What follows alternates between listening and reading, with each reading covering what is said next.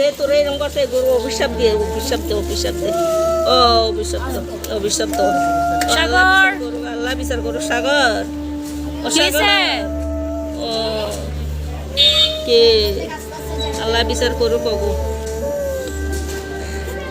সাগর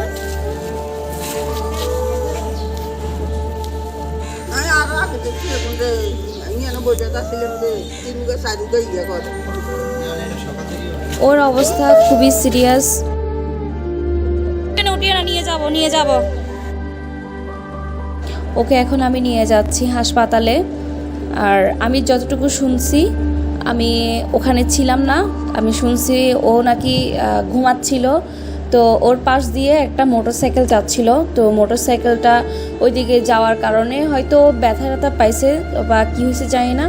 তো ওদিকে যাওয়ার কারণে ও কী করলো, ওখানে মানে চিৎকার করছে। তো চিৎকার করছে কেন, মোটরসাইকেল নাকি এসে কি করলো, ও আবার ঘুরে এসে ওর গায়ের উপর দিয়েই গাড়িটা চালাই দিছে। আর ওই ধাক্কার সাথে সে নাকি দেয়ালের সাথে ধাম করে বাড়ি খেয়েছে। তো যার কারণে ওর এখানে জিহ্বা কেটে গেছে আর হচ্ছে ওর পায়ে খুব জখম হয়েছে। এরপর বাদ বাকি কী হয়েছে আমি হাসপাতালে নিয়ে আসছি, কোনো ওর পাটা ভেঙে গেছে কিনা বা ওর পেটে কোনো সমস্যা হয়েছে কিনা।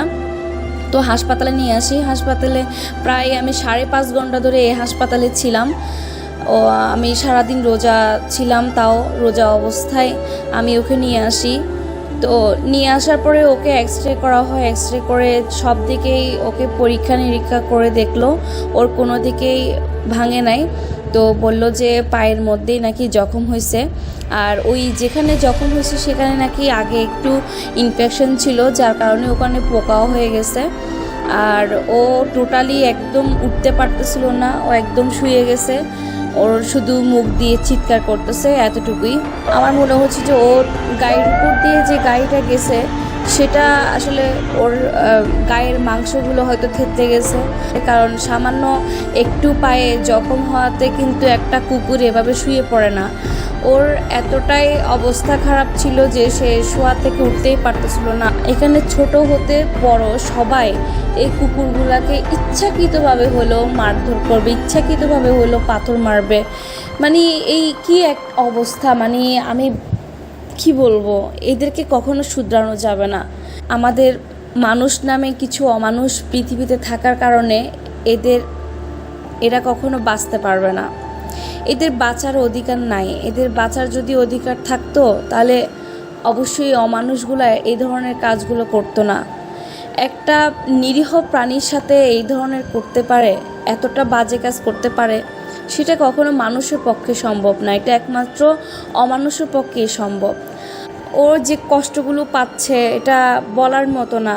এটা যদি আজকে এই কুকুরটার জায়গায় যদি মানুষ হইতো, তখন মানুষটা হয়তো বলতে পারতো যে আমার খারাপ লাগতেছে, আমার এই জায়গায় ব্যথা লাগতেছে, ওই জায়গায় ব্যথা লাগতেছে। কিন্তু এই অবেলা প্রাণীটা মানে সে তো বলতে পারতেছে না তার কীভাবে ওর কষ্ট হচ্ছে, ওর কোথায় ব্যথা হচ্ছে সেটা ও বুঝাইতে পারতেছে না। ওকে এদিকে হচ্ছে ড্রেসিং করানো হয়েছে, আর হচ্ছে ওকে ইঞ্জেকশন দিছে, চিকিৎসা যা করানো হয়েছে। তারপর ওকে নিয়ে আমরা আমাদের এলাকার দিকে নিয়ে আসি রাতের বেলা, তখন 7টা কিংবা 8টা হবে আর কি। এরপর আমি বাসার থেকে ওর জন্য চিকেন রান্না করে নিয়ে আসি, আর চিকেনের যে সিদ্ধ করা পানিটা সেটা নিয়ে আসি। তো ওকে মাংস দিলে মাংস খায় না, তো খাবার খেতে পারতেছে না টোটালি। তারপর আমি সিরিঞ্জ দিয়ে ওকে চিকেনের পানিটা 2 সিরিঞ্জ মতো করে খাওয়াইছি। খাওয়ানোর পর ওকে রাতের বেলা ওখানে রেখে আমি বাসার দিকে চলে যাই। তারপর জানতে পারলাম যে ও রাতভর নাকি ব্যথা যন্ত্রণায় অনেক চিৎকার করছে সারা রাত। তারপর সে সকালের দিকে নাকি সে মারা গেছে। এই পৃথিবীতে কেবল শুধু মানুষদেরই বাঁচার অধিকার আছে, কোনো প্রাণীর বাঁচার অধিকার নাই। কারণ এই নিষ্ঠুর পৃথিবীতে এই নিরীহ প্রাণীগুলার দেখাশোনা করার জন্য কেউ নাই। আল্লাহ তাদের হেদায়েত দান করুক।